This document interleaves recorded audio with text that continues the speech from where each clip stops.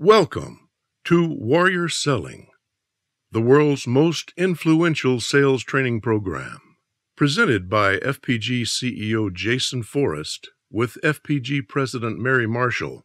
You're about to learn the philosophy and core beliefs that create profit-driving sales warriors. Jason and Mary are two of the world's few certified master practitioners in neuro-linguistic programming, a science-based approach to driving behaviors that get results. Named one of the top 30 sales gurus in the world, Jason has been named the world's best sales trainer, and he's written 5 award-winning training programs. His sales process, modeled on these warrior selling beliefs, also won an award as the most innovative and effective in the world.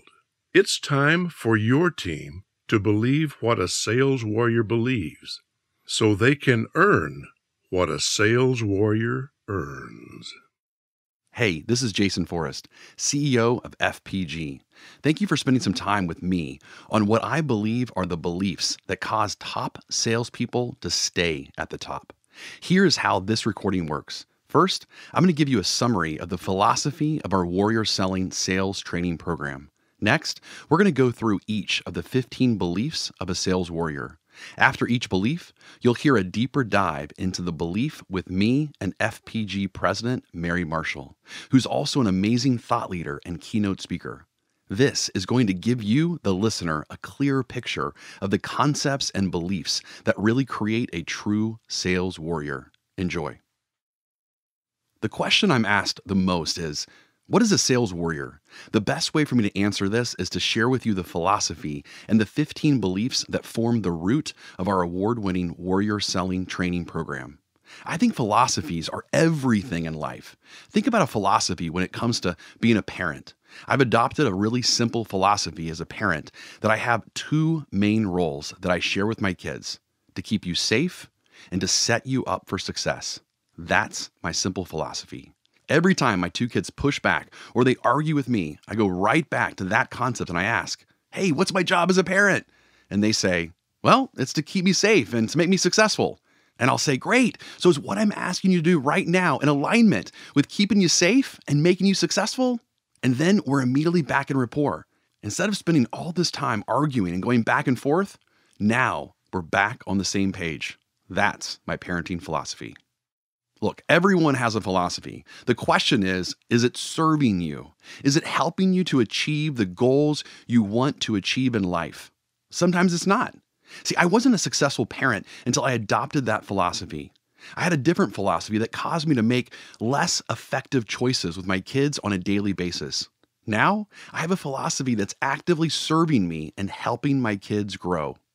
Think about Pete Carroll, the coach of the Seattle Seahawks. One of the things he does is he has each of his players create their own personal philosophy about the kind of player they're going to be at their position. But it's not whatever philosophy they had before they joined the team. Their Seahawks philosophy is entirely about what value they're going to bring to the team and how they're going to show up for their teammates on a daily basis. When they're out on the field, they all have a better grasp of who their teammates are because they all have philosophies aligned with the vision of the team. You see, one of the things Pete Carroll realized is that each of these players had their own philosophies, but it might not have been the one that served them best for themselves and their team and their future. So they created a new philosophy as a team, and they won the Super Bowl. Larry Gelwix is the winningest high school rugby coach of all time. The movie Forever Strong was based off his story, and there was this one scene in the movie where a player comes to the coach and complains, "Coach, why do we have so many rules on this rugby team?" The coach responded, "We only have one rule on this team. Don't ever do anything that dishonors yourself, your family, and your team." See, that was his philosophy, and he instilled that into his players, and they created the winningest rugby team of all time with new kids every single year. See, that's why a philosophy is really everything in life. So right now, I'm going to share with you the philosophy of warrior selling. And the philosophy of warrior selling is all human beings move away from pain and toward life improvement. And a sales warrior's mission is to liberate them from any indecision. See, what an important word. All. All. I didn't say some or few or many or most. I'm drawing a line in the sand by saying all. All human beings are moving away from pain and toward life improvement. Think about the things you do on a daily basis. Why do you do them? To get away from pain and move towards life improvement. So whatever you buy and whatever decisions you make, you're trying to move toward something better. Maybe you're selling to consumers, and that life improvement means more happiness or fulfillment in their personal life. Or maybe you're selling to other businesses, and that life improvement means more speed and profitability for their company. At the end of the day, the effect is the same. Their lives are improved. The second part of our philosophy is that a sales warrior is on a mission to liberate their customers from indecision. A mission, not a goal or a desire or a want or an intention, a mission. See, I believe there's nothing more crippling to sales than ambiguity. I also believe the number one driving force of the human race is freedom. It's to be liberated from whatever is holding you back from life improvement. Why is it that you leave work and you get on your GPS and figure out the fastest route on your commute home? Because you want freedom. You want freedom from the traffic jam and your tough work day. And why is it that after a hard day of work, you're looking forward to your kids' 8 o'clock bedtime and a nice glass of wine? Because, you want freedom. This is our philosophy. A lot of training companies will tell you, our philosophy of selling is to build long-term relationships. And if you take them to enough events and dinners, eventually, they'll buy from us. That's not the warrior selling philosophy. See, I believe our philosophy is truly what every single customer desires on a root level. They want to know, how fast can I get away from pain? How fast can I move toward life improvement? And if there's some sales warrior who's going to liberate me from any of this ambiguity and indecision I'm feeling, I will gladly give them my money. That's what customers want. I sold my first diamond at 8 years old in my dad's jewelry store. And in my entire life of selling, I've never once heard a customer say, hey, you know what?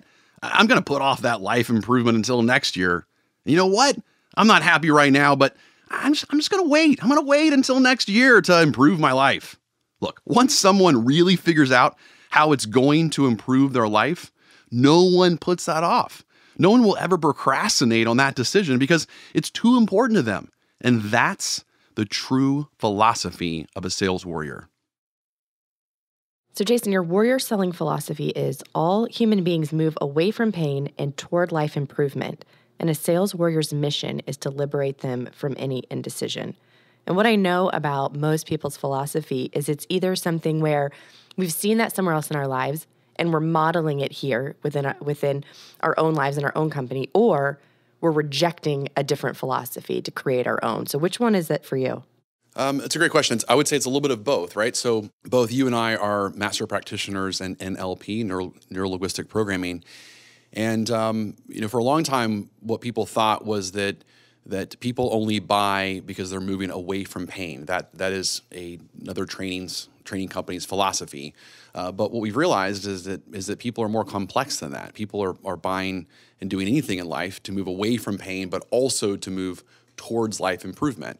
Now, some people are more dominant than others. So, for example, my number one way that I buy things is to move towards life improvement. So if I was to go shopping for a new car today, I would be very, very excited about, I'm going to buy a new car because it's new, it's shiny, it's got all these new cool things that I want. But you're different, though. I am different, yes. So why would you buy a car today?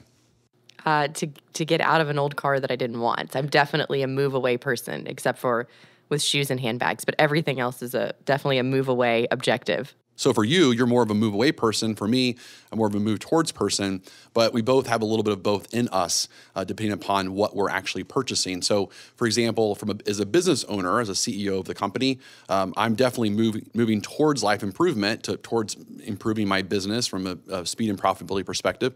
But there's also times where I just want to stop doing something. Like I want to get away from the pain of the CRM we're currently using because it's causing my salespeople a lot of stress. And so I want to get away from that as fast as possible because I don't like dealing with it anymore. And the second part of the philosophy is that a sales warrior is on a mission to liberate customers from any indecision. And this is important to me because, for the longest time, we've been going through this kind of soft selling revolution. It was actually, I believe, in the 80s when a lot of books came out and they talked about the idea of consultative selling and they talked about relationship selling. And again, I understand what their positive intention was because behind every behavior is a positive intention. And their intention was there were these movies that came out, the Glengarry Glen Ross and Wall Street, and movies that kind of gave this persona of a salesperson of being this kind of con artist. And so what we do in society and is that we kind of take things to the extreme, right? So that was one extreme of like the very worst of a salesperson. And so all these authors came out and said, okay, let's be the complete opposite of that. And let's go this very kind of soft, kind of faux friendship. It's all about relationships. And if you spend all this time with them, eventually they're going to buy from you. And so what I'm really trying to do at FPG is really bring back the pride, purpose, and respect to professional selling. That I actually think that based on science and based on research, that the top sales professionals out there, their number one goal is actually to achieve resolution. They're on a mission to get customers to remove any indecision they have that's preventing them from that life improvement. And that's what we're really focused on. And it makes sense. I mean, if you really think about, wouldn't you want to spend time with a salesperson that they truly put your best interest in mind, and your best interest was how do you get away from pain and how do you move towards life improvement, and how do you do it today, not tomorrow, not next week, not next quarter, but today.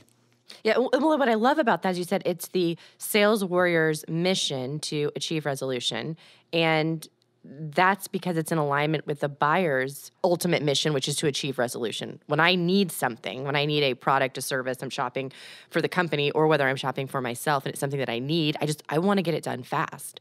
And so what I love about that is I can think of so many times where I am shopping for something and I'm given all the options and they're like, whatever you feel is right for you, no. Like, I told you everything about me. What's the right decision? Give me the right decision so I can finish this and move on and get to the next thing. Exactly. And I'm exactly the same way when it comes to sales professionals calling on me at FPG trying to sell me something. I mean, I've got a strong goal out there. We have a strong goal as a company that, we are on the track to become the largest and most successful sales training company out there in the world. And we've won year after year, the fastest growing sales training company. And so that's our plan. That's our goal that we're on. So any salesperson that can give me a solution to get that goal accomplished faster, of course, I want to hear from them. I'm not going to put that off until next year because I don't have time for it. Time is the thing that's going against me right now. I need to do whatever I can to make those decisions today. And if a salesperson can do that, I will gladly buy from them. Jason, the longest segment in this audiobook is about you just telling your philosophy on philosophies. So why is that? Well, I believe that, look, everyone in life, again, has a philosophy. The problem is most people's philosophy is more subconsciously controlling them versus them consciously choosing and declaring, here is my philosophy on blank.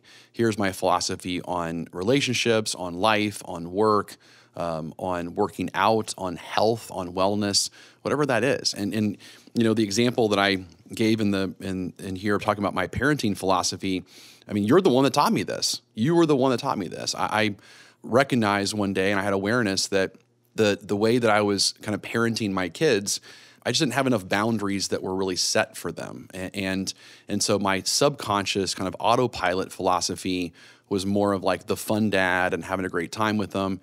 It was you that taught me your philosophy, which is to keep Elizabeth safe, your daughter Elizabeth, to keep her safe and to help her become successful. And to me, I thought that was brilliant. So I borrowed your philosophy, and it's my philosophy on how I raise Mary Jane and Saunders as well. Yeah, you're right, Jason. I was very blind to what my philosophy in parenting was until Elizabeth kept asking me, why? Why, Mom? Why is this the answer? Why did you say no?